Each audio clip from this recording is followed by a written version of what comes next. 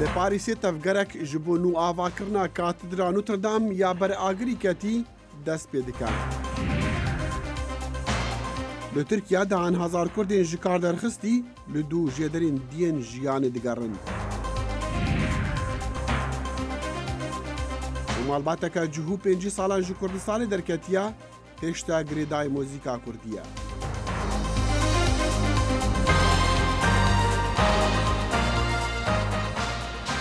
تماشاچیان خوشویست ایدمتان خوشتنوا رای برنامه کرد کنکشن امیدوارم دمگی خوش و المان بوانسر. سلاو و رز و هوین دمک خوش. خلکی جهانی درسوزیا خوا به فرانسیان را هفپار دکن جبر کوپرانیا کاتدرائیا نوتردام لپاریس دوشنبه برپیتین آگری کتن لپاریس هوا کا جهانی جبو کم کرنا خرجیا جنو آوا کرنا و پرزدگاه دیروکیا 100 سالیا 12 دست بکریا.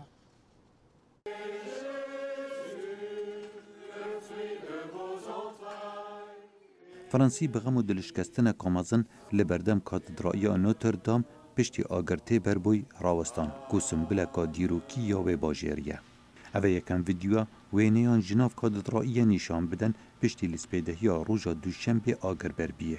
جافکانیان اولهیه دبیجن رنگ اف بویره گریدای بد بکاره نوژن کرنه و پیامنیر آجانس رویترز لجه بویره آماده بود دگل خانمکا فرانسی آخفت. اوه گوت اف کاتدرائیا شاهده کا دیروکیه لسر شر و شغرشان مخابن ایرو ویران دبد. سروک فرانسا امانوئل ماکرون سوزا دوباره آودان کرنا ویسون بلا دیروکی دا. بشکه جه چارنویسا فرانسا اوه ام دوباره کاتدرای آواب گینه به. اوه دیروکاوه بو 800 سالان بدگرده و. لی پروژه آودان کرنه و به سالان و کشتن. پیفداری دزگه آگر و مراندن پاریس دبیجتن پشتی 15 دمجمیران بدرستی آگر هات و مراندن و قوناغا دیفرا قوناغا لی کلینیه.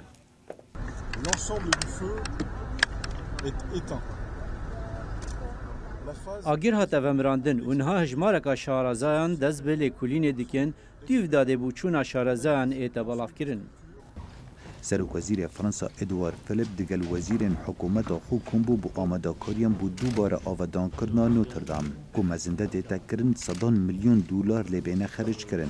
هجماره کازورا دولمند فرانسا آماده یا خود دیار کرن بو دوباره آودان کرنا کاتدرائیا نوتردام وکو میلیاردر فرانسی برنارد آرنو اوی گوتی کمپانیان من و 200 میلیون یوروان بو آودان کرنا کاتدرائیا نوتردام پیشکش بکن. پرانیاره برین جهان خماخو لسر وی بویرا نخوش دیار کرن. سروک امریکا دونالد ترامپ و ریبرین ایکتیا اوروپا و پاپایا واتیکان خمو هفسوزیا خو لسر وی بویره بوگل فرانسا نشاندان. افسون بلا دیروکی و اولی و گشتیاری لناوندا پاریس لسر چمسین دکوتن. او لسر شوازا هونر قوتی هاتی آوا کرن و پرج تابلو پیکرین شاهم فرانسا و شینوارین کون.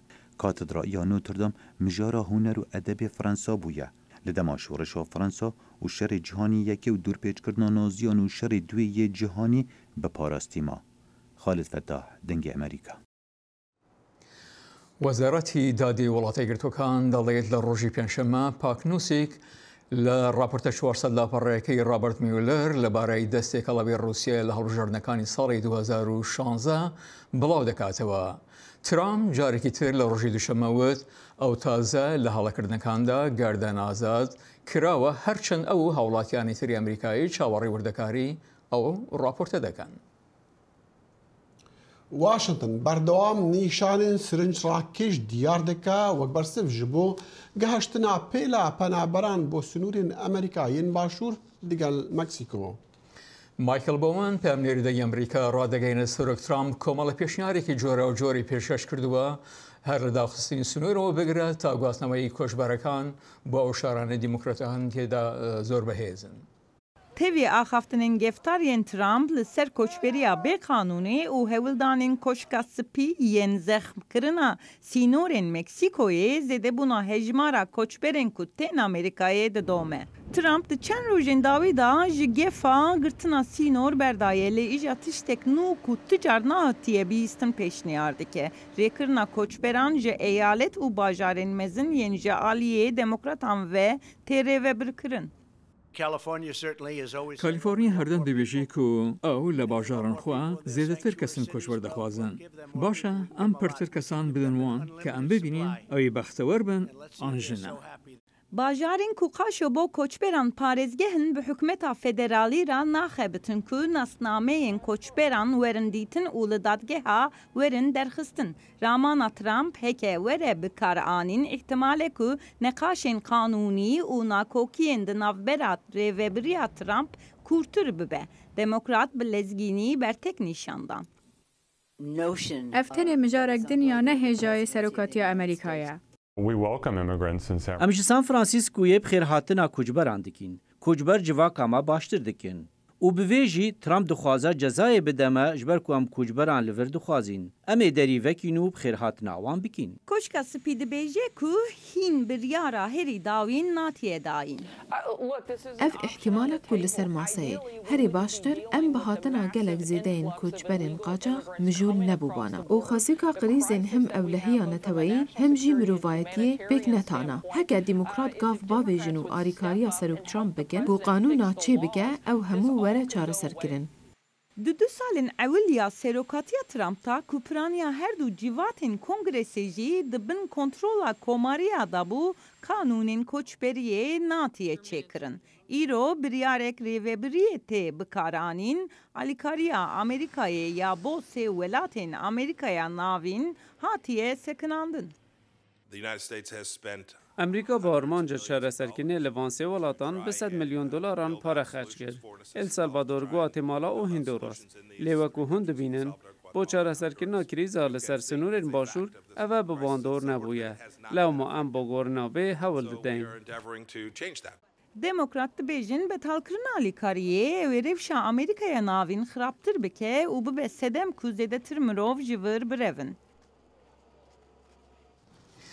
دەستوری وڵاتە گرتوەکان دەڵێت هەر کەسێک مافی ڕاهێنانی ئاینی خۆی هەیە بگرە زیندانیانیش و لە وڵاتە گرتوەکان هەڵی پێکەنانی ئەنجومەنەکانی ئاینی و هەروەها نوێشکردنیش لە زیندانەکان ڕەخساوە. جانی زیندانیەکە دەڤەرە ئاڵکتن لە ڤرجینیاکاری دیگە لە ڕێخستین مسلمانان دەکە ji bo ku زیندانiyên مسلمان li nivêja roja heynî bigehîne hav û li boneyên dîn ayinî. ئێرە سنتەری گرتوخانەی ئارلنگتنە لە ڤێرجینیا. سەعید و هاوڕێ زیندانی کراوەکانی کۆبوونەتەوە بۆ نوێژی هەینی. لە ڕاستیدا لێرە بەرنامەی زۆر نییە لەبەر ئەوە ڕۆژانی هەینی دێن بۆ ئێرە و نوێشکردن وا دەکات هەفتەکان زوو تێپەڕن و باشتر بن. سعید یەکێکە لەو 33 زیندانیایی کە بەشداری دەکەن. کاربەدەستانی گرتوخانەکە دەڵێن زۆربەی هەرە زەوری زیندانیانی ئەم گرتوخانەیە کە لێرەن تاوانی بچووکیان ئەنجام داوە. ئەمە یارمەتیم دەدات ڕێگەیەکی باشتر بۆ ژیانی خۆم بدۆزمەوە. بەڕێوەبەری پرۆگرامەکەن دەڵێت سنتەرەکە پێویستی بە زانایانی موسڵمان و تێگەشتو هەیە بۆ ئەوی پێشنێژی بکەن لەبەر ئەوە ڕووی کردوتە سنتەرە ئیسلامی ناوخۆیەکان. من پەنام بر بۆ مزگەوتەکەی ئێرە واتە بەیتولموکەڕەم و پەیوەندیم کرد بە بەڕێز ئەحمەدەوە ئیتر لەو کاتەوە چەند خۆبەخشێکی بۆ دابین کردم بۆ ئەوەی بێن بۆ دەستگاکە و هەروەها پێداویستی ئاینیان بۆ ئەو مسلمانە زیندانی کراوانە دابین کرد کە لە گرتوخانەکەدان. لە دەرەنجامی ئەو داوایەدا بازنەی ئیسلامی باکووری ئەمریکا واتە ICNA هە لە ساڵی 2007 دەستیان کردووە بە پرۆژەکە واتە پرۆژەی پشتیوانیکردنی مسلمانانی زیندانی کراو. هەر لەو کاتەوە پرۆژەکە گەشە دەکات و لە ئێستادا 12 هۆبەی چاکسازیان هەیە لە تەواوی ویلایەتە گرتوەکاندا و لەگەڵ خەڵکانێکی خۆبەخش بۆ ئەوەی سەرپەرشتی نوێژەکانی ڕۆژانی هەینی بکەن و وانەی پەروەردەی ئیسلامی بڵێنەوە. پرۆژەی پشتیوانیکردنی مسلمانانی زیندانی کرا و هاوکاریکردنی هەموو ئەو مسلمانانەیە لە وڵاتە گرتوەکانی ئەمریکا لە ڕێی پەروەردەیەکی سەرەتای ئیسلامیەوە کە بریتە لە نوێژ و پێداویستی و هەر شتێک کە پێویستیان پێیەتی. هەروها ئێمە پەیوەندیمان بۆ دروستکردوون لەگەڵ ئەو ڕێکخراوانەدا کە لە ڕووی یاساییەوە یارمەتیان دەدەن وەک بەرگریکردن لە مسلمانان و بایەخدان و شتی لەو جۆرە. یەکێک لە زیندانەکانی گرتوخانەکەی ئارلنگتن شان دایسن کە ساڵی پار ئاینی گۆڕیەوە بۆ بە مسلمان ئەو دەڵێ سوپاسگوزارە بەو خزمەتگوزاریە. ئەمە زۆر یارمەتی دەربووە بۆ من وەک مسلمانێکی نوێ لەبەرەوەی من دەتوانم بەشداری بکەم لە نوێژی هەینیدا و هەروەها دەتوانم بابەتە ئیسلامیەکانم دەست بکەوێت بۆ ئەوەی تێبگەم پتر لەبارەی ئیسلامەوە و شارەزا بم. خۆبەخشەکان دەڵێن هەست بە شانازی دەکەین کە لەم پرۆگرامەدا بەشداری دەکەین. من پێشتر چەند گوتارێکی ئاینیم پێشکەش کردووە نەم دەزانین تەواوی پرۆگرامەکە تا چ سنوورێک دەڕوات بەڵام من چاوەڕێی ئەوەم کە گوتاری زیاتر پێشکەش بکەم یارمەتی ئەو کۆمەڵانە بدەم بۆ ئەوەی لەگەڵ کۆمەلگاکاندا دووبارە بیان گونجێنێتەوە. سنتەری گرتوخانی ئارلنگتن دەڵێن ڕەمەزانی ساڵی پار سە زیندانی بە ڕۆژوو بوون. زیندانیان و ڕێخەرانی پرۆژەکە دەڵێن هیواخوازین پرۆژەکە بەرفراوان بێت و چەندین دامەزراوەی لەو جۆرە لە ویلایەتە یەکگرتووەکانی ئەمریکادا بکەنەوە. گەلۆ ترس ژی تیرۆرێ هەستی دژی بیانیان و بە تایبەت مسلمانان دجڤاکن ڕۆژئاوادا بەهێز کردیا یان بەهێزبوونا تەفگەرên ناسیۆنالیست و دژاتیا بیانیان ئەگەری پەیدابوونا وێ ترسەیە بەرسف چبە وێ ڕاستیە ناگۆهەڕاک و ئیرۆ مسلمان بوونا بەشەک دجڤاکن ڕۆژئاوادا.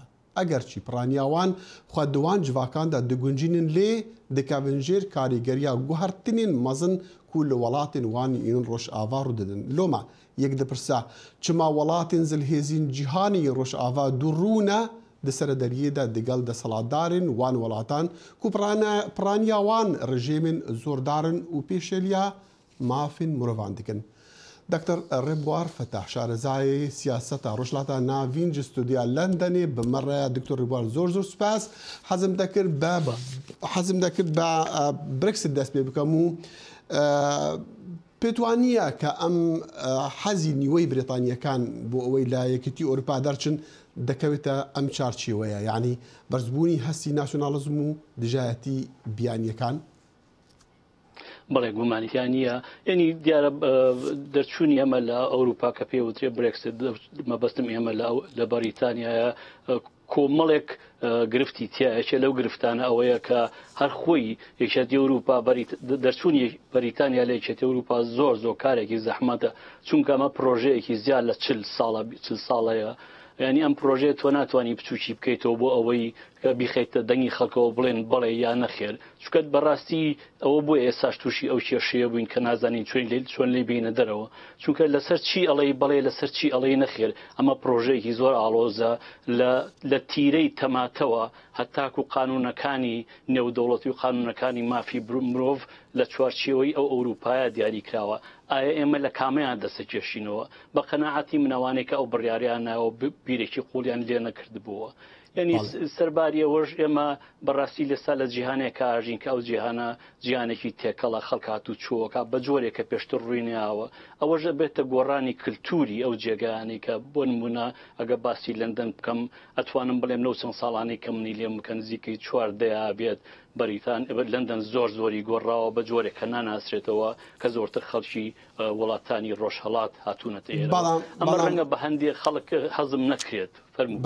بەڵام هەستی ترس لە یەکترا ئێستا زیاد بووە یان لە هەر وەختێکە ئێستا بەرزترە ئێستا زۆر بەرزە بە قەناعەتی من هەر خۆی دەنگدان بۆی کە لە بەریتانی لە ئەوروپا جیابی دەنگانی بەریتانیا بۆ جیابوونەوە لە ئەوروپا هەر خۆی پرۆژەیەکی جوداخوازیە پرۆژەیەکێکە بە ئینگلیزی بڵێ ڕیسیستە چونکە خەڵکێکی زۆر یعنی زۆر لایەنی سیاسی بە تایبەتیش سیاسەتون ڕەوەکان ئەو سیاسیانەی کە حەزیان لە گۆڕانکاری نییە لە جیانە هانی خەڵکیان نا بۆ ئەوەی کە جیابنەوە بۆ نمونە پسوچیان کردەوە بۆ ئەوەی کە ئەگەر ئێمە لە ئەوروپا جیابینەوە ئیتر ئیشی ناو بەریتانیا بۆ خەڵکی بەریتانیا بێت و بە هەندێک لەم قسانەی کە بەڕاستی هیچ بناغەیەکی زانستی و هیچ بناغەیەشی مادی نییە ئەمانە هەمووی کاری بەرگەر بوو. بەڵێ دکتۆر ڕێبوار قسەکان دەبڕم بۆ ئەم دووڕووی لە تەعاملکردنە لەگەڵ ڕێژێمەکانی وڵاتانی کە ئێمە کە باسی بریتانیا دەکەین هەڵبەتە وڵاتانی دیکە ئەمریکا زیاتر باسەکرێ ئەڵمانیا فەرەنسیەکان یعنی دووڕوون لە تەعاملکردنە لەگەڵ وڵاتان لەگەڵ حکوومەتەکانی وڵاتەکانی کە بە پێشێلی مافی مرۆڤ ناسراون. ینی لێرە ئەبێت دووش لێک جیا بکەین وشیشانەوەیە کە ئەم وڵاتانێک کە باسما کرد جا ئەوروپی بن یان ئەمریکی بن ئەمانە بەرژەوەندی ئابوووریانەیە لەگەڵ ئەو وڵاتانە چووکەوە زانی زۆربەی ئەو وڵاتانەی کە زۆر ناسراوە پێشەرکاری لە مافی مرۆڤ جا ئەگەر پاکستان بێ جا ئەگەر سعودی عەرەبی بێ جا قەتەر بێ جا تورکیا بێ جا ئێران بێ ئەمانە بەرژەوەندیەکی ئابووری زۆر گەورەیان زۆر قوڵ و گەورەیان لەگەڵ ئەم وڵاتانە هەیە کە ناتوان دەستبەرداری بن چونکە سیاسەکان ئەمێنەوە ئەگەر باری ئابووری باش بکەن سیاسەکانی ئەوروپا ئەمێنەوەگە باشی باری ئابووری خەڵکی باش بکەن باری ئابووری خەڵکیش بەچی باشە بێ بۆی کە بتوانێت شت فرۆشێ ئەو شتانش کە ئافرۆشێن زۆربەیان بەڕاستی پەیوەندیان بە چەکەوە هەیە یعنی ئەمە لەلایەک کە سیاسەتی دەرەوەی ئەم وڵاتانەیە کە ناتوان دەستبەرداری ئەو وڵاتە پێشێلکارانە بن لە مافی مرۆڤ لەلایەکی تریشەوە لە هاوکات لەژێر فشاری خەڵکەکە بێ ئالزە فشاری قانون نابێ ناشتوان دەستبەرداری ئەو پێشێلکاریانە بن کە ئەو وڵاتان نایکەن بۆ نمونە سعودی عەرەبی وەرگری پشتگیری لە کۆمەڵێک ڕێکخراوەکە کە ئەو ڕێکخراوانە ئێمە لە ئەوروپا و لە ئەمریکا بە تەروریست ناسیێنین یعنی ئەمە دووفاقەیەکی زۆر ناشرین هەیە لە سیاسەتی ئەوروپا هەتا ئەو دووفاقەیە ڕاز نەکرێتەوە کە نازانم چۆن ڕاستەکرێتەوە زۆر زەحمەتە بتوانی ڕزگارێک بێ بە گۆڕینی زمانی وتوێژ لە بینی هەردوو لا بە تاکیدیەکێک لە بابەتەکانە حەزم دەکرد زیاتر لەسەر بابەتە قسە بکەین دکتۆر ڕێبوار زۆر سوپاس کاتەکەمانەما شارەزای سیاستەکان ڕۆژهەڵاتی ناوەڕاست دکتۆر ڕێبوار فەتەح لە ستودیۆی لەندەنی دەنگی ئەمریکا لەگەڵ ماموو زۆر سوپاس.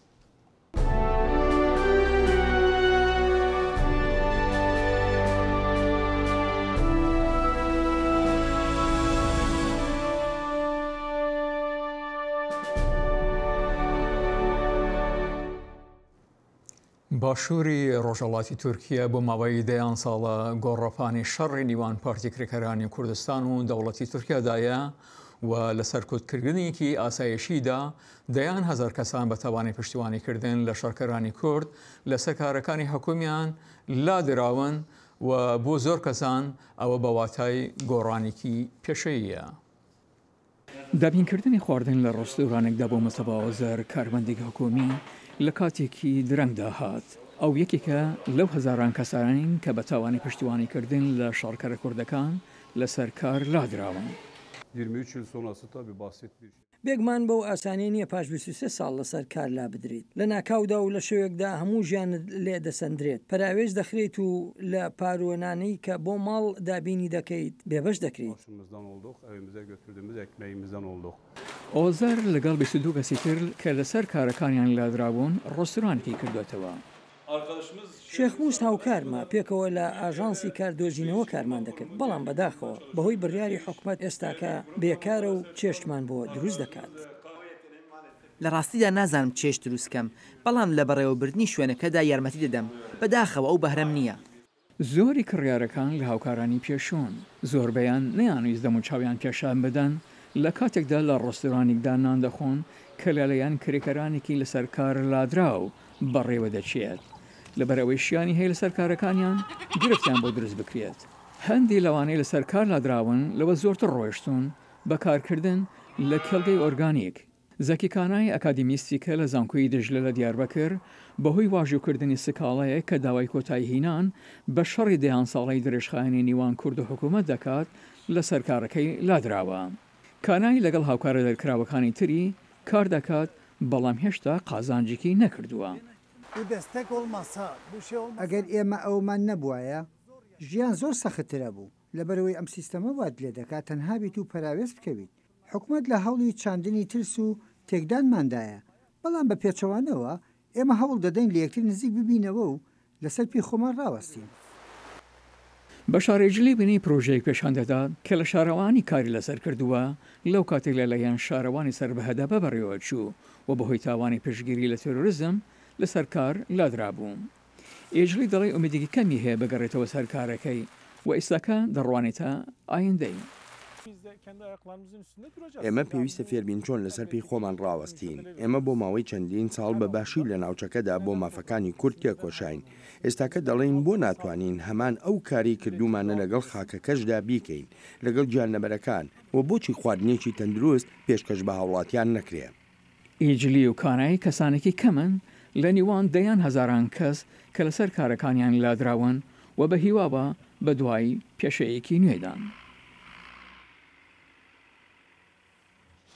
ناتەوەی یەگرتی دەبێژە شەڕێ 5 ساڵی یەمەنی زیانك مزن گەهاندیە زارۆکن وڵاتی بە هەزاران هاتنە کوشتن ساقەت بوونە یانژی دشەڕاندا هاتنە بەکارئینان نوێنەرێ تایبەتێ پرسن زارۆکان شەڕین چەکداریدا گوتە جواتە ئەولەهیا نەتەوێن ئیگرتیک و کاریگەریاوی شەڕی لەسەر زارۆکان بێقام مەزنە ئەفنە جارە یەکەمە کو نەتەوێن ئیگرتی هوشداریە ددا هەڤالبەندیە بە ڕێبەراتیە عەربستانە سعودی و شەڕڤانن حوتیک و زارۆکان نەکن ئارمانج دووشەمبێ مارتن گرفتس گوتە جواتێ هەردوو ئالیان نەخشێک بە سند کریە ji بۆ دوورخستنە شەڕڤانن خوا ji بەندەرێ حودەیدا.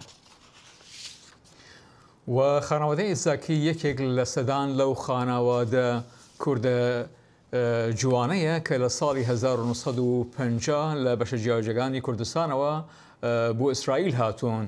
هێمی زاکی و یوسفی برای و هەروە برازەکەی ئیلیزیان بە شوێن پێی باوکیان لە ژەنینی موزیکی فۆلکلۆریدا ڕۆیشتون و دەژەنن بۆ کوردەجووەکانی ئیسرائیل.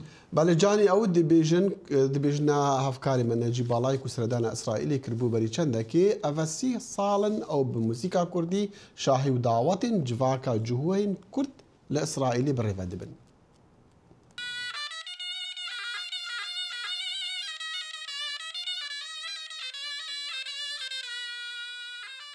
ji awazên gula Urmiye û zozanên herkiyan heta çiyayên Kurdistana Iraqê dengê dehûl û zorna û bilûra rasena awazên Kurdî bi yek carî tê.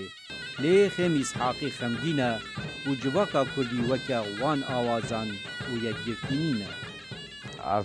Ez xwazim bêjim li Kurdên İsraîl muşkelê wan heye ku wan nayek wekû Kurdên li Kurdistanê û li hemî cîhan wan jî nayek. Rihên malbata Xêmî ji Kurdistana Îranê heta Kurdistana Iraqê û gundên dewrûberê Urşelîmê belav bûne. Bavê min hat ji Kurdistanê Îranê nazik li Urmiya li gundê Lorsinê û dayika min ji Kurdistanê Iraqê li bajarê Diyana. Xêmî got ew biriya înternêtê û alîkariya Beşîr Botanî fêrî kirmanciyê bûye. Bavê min dayika min axivit zimanê Kurdî bas naaxivit gelê me. Ez fêr bûm ji înternêt ji walid min çawa axivê çawa binivîsî zimanê Kurdî. Xêmî ji nifşê duêyê Kurdên cihûye di malbata wî de kesê tenê ku Kurdî dizane. Muzîka Kurdî ez fêr bûm ji bavê min. Bavê min zorna bêj bû li Kurdistanê Bilûr emê tiştî muzîka Kurdî ez fêr bû ji bavê min. Yusuf birayê Xêmî muzîka Kurdî baş dizane lê zimanê Kurdî nizane. Ez dixwazim muzîka Kurdî fêr bibim. Zêdetir ji zimanê Kurdî. Lê dema ku wextê min hebe ez dixwazim zimanê Kurdî baş fêr bibim. Êlîran birazayê Xêmî di nava hevalên xwe yên cihû da şanaziyê dike ku ew ji kûka xwe Kurd e. Her tim ji bapîr û dapîra xwe dipirsim kanê ew kengî û çawan ji Kurdistanê hatine İsraîlê. Her wiha ez dengûbasên Kurda di radyo û televîzyon û rojnaman da dişopînim. Da ku bizanim derbarê Kurdan çi heye çinî ne. Xewna Xêmî jî weke piraniya Kurdên cihûye yê ku li seranserî İsraîlê belav bûne. Ez dixwazim bes muşkelet heye bavê min ji Îranê Kurdistanê Îranê naşim biçin Kurdistanê Îranê. Bes Kurdistanê Iraqê heviya min û xewina min ku ez bêm Kurdistanê û bibînî Kurdistanê çawa jiyan çawa kesên min heye gelek hevalin li Kurdistanê Iraqê. Necî Balayî dengê Amerîka.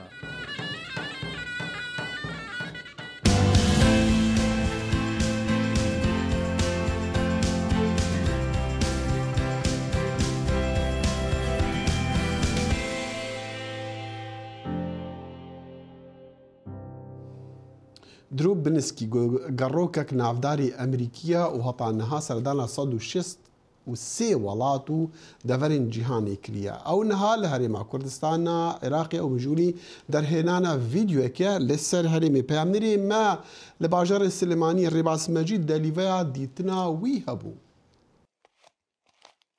گەڕیدەی ئەمریکی دریوبینسکی سەردانی کوردستانی کردووە. لەگەڵ چەند هاوڵاتیەکی هەرێمی کوردستاندا بەنێو شوێنە دێرینەکانی سلێمانیدا ئەگەڕێت و ڤیدیۆیان ئەگرێت.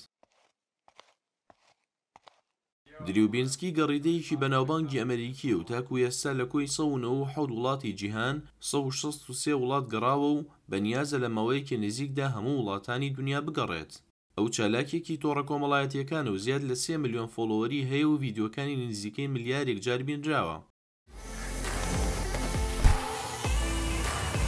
دریو لە هەر وڵاتێکدا کە سەردانی ئەکات کورتە ڤیدیۆ بەرهەم ئەهێنێت و کلتوری وڵاتە جیاوازەکان بە دنیا ئەناسێنێت.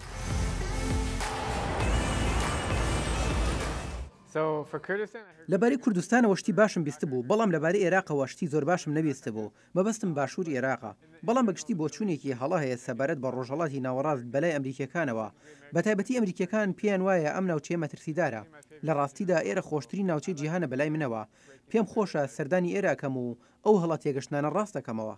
دریو لەم گەشتەیدا بۆ کوردستان چەندین ڤیدیۆ بەرهەم دەهێنێت لەسەر کلتور و زمان و ئاینەکانی هەرێمی کوردستان و پیشانی ئەو ملیۆنان کەسەی ئەدات کە لە سەرانسەری جیهانەوە هەوادارین. ڤیدیۆیەک بەرەمە هێنم لەسەرەوەی کوردستان چییە؟ وەک دۆکمنتارێکی کورت ئەبێت بەڵام هەوڵەدەم زۆر سیاسی نەبێت و هاوسەنگی بپارێزم لەبەر چەند هۆکارێکی ئاشکرا دوایەوە ڤیدیۆیەک لەسەر بەدرخانەکەم کە ئێستا لە پشتی کامێرەکەەوە ساوە ئەو سەردانی هەفتا وڵاتی کردووە بە پاسپۆرتی عێراقی کە خراپترین پاسپۆرتی جیهانە بەو مانایی کە ئەتوانیت سەردانی کەمترین وڵاتی پێ بکەیت بەبێ ڤیزا.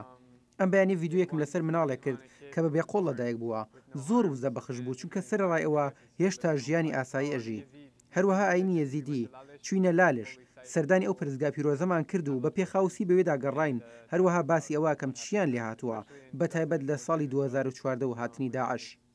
دوای بینینی راپۆرتێکی دەنگی ئەمریکا لەسەر منداڵێکی بێدەست و قۆڵی پارێزگای سلێمانی دریو بڕیار ئەدات ڕوو بکاتە ناحەی پیرەمەگرون بۆ دروستکردنی ڤیدیۆیەک لەسەر کۆشیاری تەمەن 6 ساڵان و بڵاوکردنەوەی چیرۆکی ئەو بە هەموو دنیادا.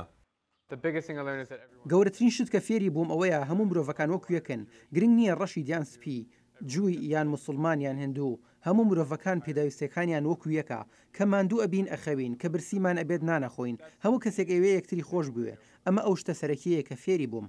پلانی دریو ئەوەیە کە هەموو وڵاتانی جیهان بگەڕێت و بەنیازە تاکو کۆتایی ساڵی 2020 هەموو ئەو وڵاتانە تەواو بکات کە هێشتا سەردانی نەکردوون. ڕێباز مەجید دەنگی ئەمریکا سلێمانی. تا بەرنامەی ئایندەوان ببینە خۆش. خدا حافظ.